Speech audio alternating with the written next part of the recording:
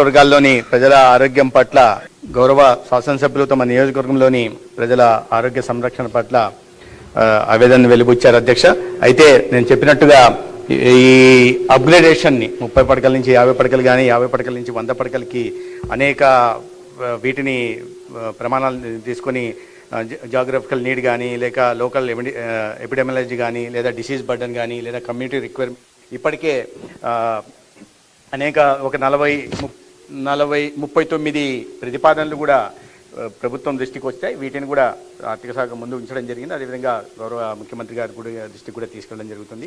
ఇప్పటికే కొన్ని విషయాల్లో గన్నవరము ప్రతిపాదన కూడా దీంట్లో ఉంది, కోవూరు ప్రతిపాదన కూడా దీంట్లో ఉంది, ఈ కోవూరు నెల్లూరు కోవూరు ప్రతిపాదన ఉంది, అదేవిధంగా గోదావరి జిల్లా ప్రతిపాదన కూడా దీంట్లో ఉంది అధ్యక్ష.